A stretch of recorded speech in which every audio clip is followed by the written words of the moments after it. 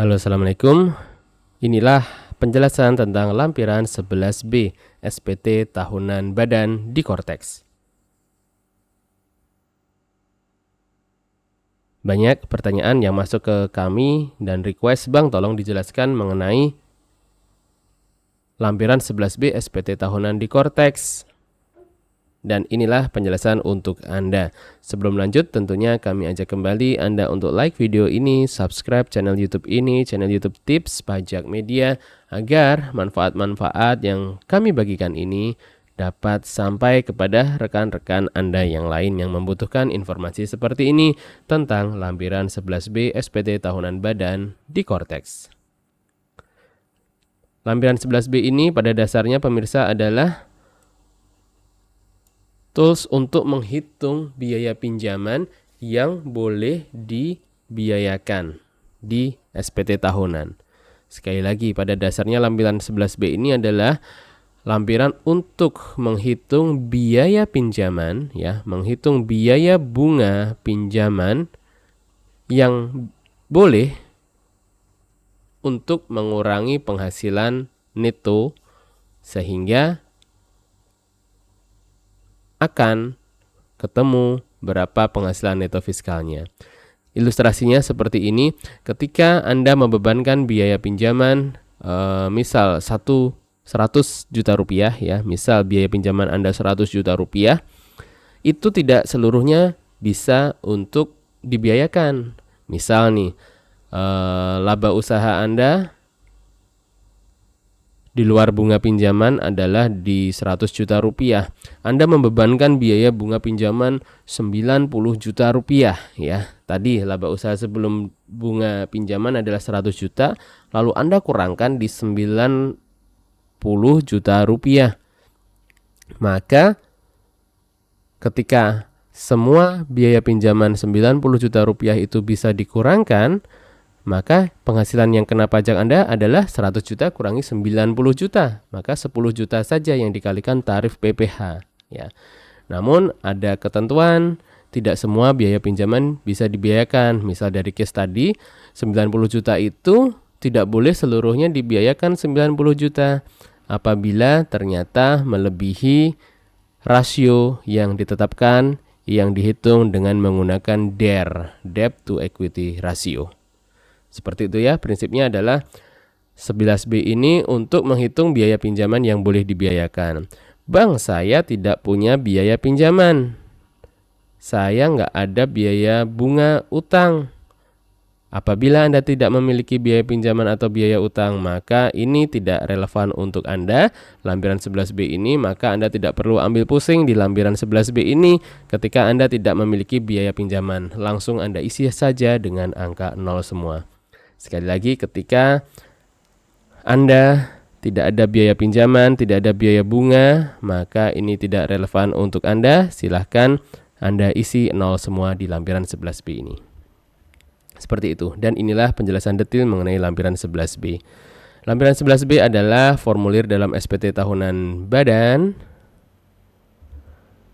yang digunakan untuk menghitung dan melaporkan biaya pinjaman atau interest expense yang boleh diakui sebagai pengurang penghasilan bruto untuk tujuan perpajakan sesuai ketentuan perundang-undangan pajak yang berlaku. Menurut undang-undang di Indonesia ada 3 cara untuk menghitung biaya pinjaman yang boleh untuk dikurangkan. Yang pertama adalah debt to equity ratio, ya. Pertama adalah debt to equity ratio, ya, ini adalah rasio utang versus modal. Skema DER ini yang saat ini digunakan, ya, yang saat ini berlaku di Indonesia adalah skema DER ini, debt to equity ratio.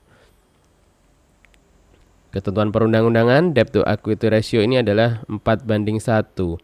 Artinya maksimal utang dibandingkan modal atau ekuitas yang boleh dibiayakan adalah skemanya harus proporsinya 4:1. Kemudian cara kedua adalah persentase EBITDA. Ini sudah digunakan di beberapa negara yang lain, namun ini belum digunakan di negara kita, di Indonesia. Adapun persentase EBITDA ini adalah persentase ya biaya pinjaman versus laba sebelum bunga, pajak, dan penyusutan. Dan metode lainnya. Nanti ini tentunya apabila sudah ada ketentuan perpajakannya. Nah, per saat ini video ini direkam di 18 April 2026. EBITDA ini belum diatur ya. Persentase EBITDA ini belum diatur. Yang sudah diatur hanya yang metode DER, Debt to Equity Ratio 4:1. Nah, bagian 1 SPT tahunan adalah tentang EBITDA. Apa itu EBITDA atau earning before interest, taxes, depreciation and amortization? Ya, ini adalah penghasilan neto komersial ya sebelum bunga, pajak, dan penyusutan. Artinya jika dibalik, EBITDA yang sebelum adalah penghasilan neto komersial ditambah biaya pinjaman ditambah beban PPh badan dan ditambah beban penyusutan dan amortisasi. Penghasilan neto komersial didapat di mana? Penghasilan neto komersial didapat di lampiran 1. Beban penyusutan dan amortisasi didapat di mana? Didapat dari lampiran 2, lampiran 1 juga tentang akun beban penyusutan yang komersial ya.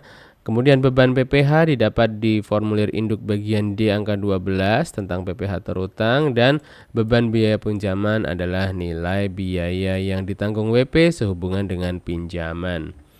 Nah, apabila belum ada aturan perpajakan tentang EBITDA, maka bagian 1 diisi dengan angka 0.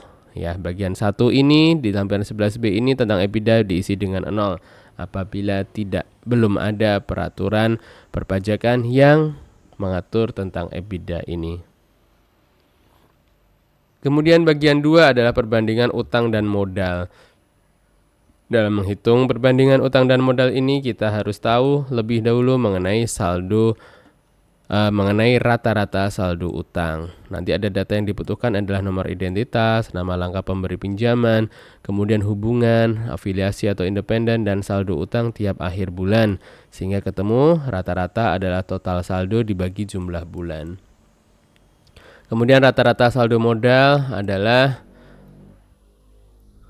jenis ekuitas di laporan posisi keuangan, kemudian modal disetor, ditambah tambahan modal disetor, tambahan modal, saldo laba, kemudian pinjaman tanpa bunga dari pihak afiliasi, dan saldo tiap akhir bulan 1 sampai 12, sehingga ketemu nanti rata-rata adalah total saldo dibagi jumlah bulan. Dan perhitungan DER, rata-rata utang dibagi rata-rata modal seperti ini. Rata-rata utang di 1,6 miliar, rata-rata modal di 280 juta, sehingga DER-nya adalah 6:1. Kemudian bagian 3 adalah kita melakukan penghitungan biaya pinjaman. Contohnya seperti ini. Saldo utang rata-rata 500 juta rupiah, biaya bunganya di 30, maka yang dapat diperhitungkan adalah 30 juta. Kemudian saldo rata-rata utang di 1,1 M, biaya pinjaman di 70 M, yang dapat diperhitungkan 42 juta. Ya, biaya yang tidak dapat diperhitungkan ini adalah total biaya pinjaman dikurangi dengan biaya yang dapat diperhitungkan. Ini menggunakan asumsi DER 4:1. Kemudian yang ketiga adalah pertanyaan tentang utang swasta luar negeri. Apabila Anda memiliki utang swasta di luar negeri, maka Anda pilih ya di sini, ketemu lampiran 11C. Dan apabila Anda tidak memiliki, maka Anda pilih tidak, sehingga lampiran 11B akan selesai. Tentang nomor identitas pemberi pinjaman, di sini adalah NPWP untuk dalam negeri, kemudian NIK untuk orang pribadi dalam negeri, dan TIN atau Tax Identification Number untuk wajib pajak luar negeri yang memiliki TIN atau NPWP di negaranya, dan nomor identitas lainnya apabila wajib pajak luar negeri tidak memiliki TIN di negaranya. Seperti itu, dan inilah ringkasannya bagian 1 ini tentang EBITDA, isi angka 0 jika belum ada aturan teknis, dan sampai April ini belum ada aturan teknis tentang EBITDA. Kemudian bagian 2A kita akan bagian 2A ini adalah hitung rata-rata saldo utang per pemberi pinjaman tiap akhir bulan. Kemudian bagian 2B hitung rata-rata saldo modal termasuk pinjaman tanpa bunga dari afiliasi. Kemudian bagian 2C adalah hitung DER sama dengan rata-rata utang dibagi rata-rata modal. Dan bagian 3 adalah hitung biaya pinjaman yang dapat dan tidak dapat diperhitungkan. Dan pertanyaannya adalah kita pilih ya atau tidak. Jika ya lanjut ke 11C, dan jika tidak maka kita sudah selesai mengisi lampiran 11B SPT tahunan badan di Cortex.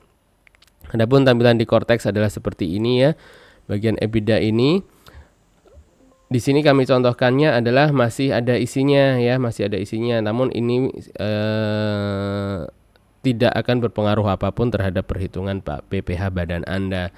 Neto komersial contohnya 48 juta, penyusutan dan amortisasi 3 juta, PPh-nya 43 juta ya, sehingga EBITDA-nya adalah di 95 juta ya, EBITDA di 95 juta.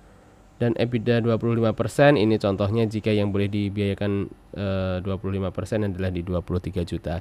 Sekali lagi untuk yang EBITDA di bagian nomor 1 ini di Indonesia belum diatur, jadi silahkan diisi dengan 0. Dan ini bagian 2 adalah perbandingan antara utang dan modal. Silahkan diisi di sini nama pemberi pinjaman, lalu saldo utang tiap akhir bulan sehingga ketemu rata-ratanya. Dan begitu pula dengan modal. Anda tuliskan di sini bulannya dan rata-ratanya. Dan nomor C Romawi 2 huruf C adalah penghitungan DER-nya, adalah jumlah saldo rata-rata utang dibagi rata-rata modal, nanti ketemu berapa banding berapa.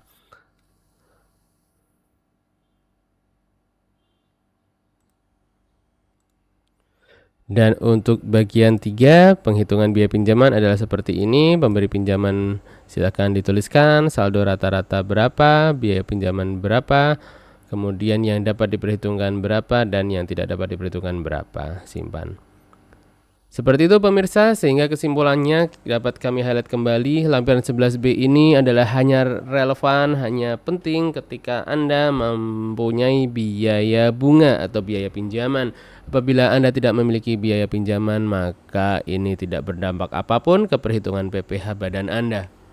Sekian, semoga bermanfaat. Apabila ada yang masih ingin ditanyakan, silahkan tuliskan di kolom komentar di bawah ini atau kunjungi berbagai kanal media sosial kami, karena tipspajak.com dan Tips Pajak Media ada di mana-mana. Kami ada di Instagram, YouTube, website, Telegram, dan juga TikTok. Sekian, semoga bermanfaat. Salam sehat, salam sukses selalu dari tipspajak.com dan Tips Pajak Media. Wassalamualaikum warahmatullahi wabarakatuh.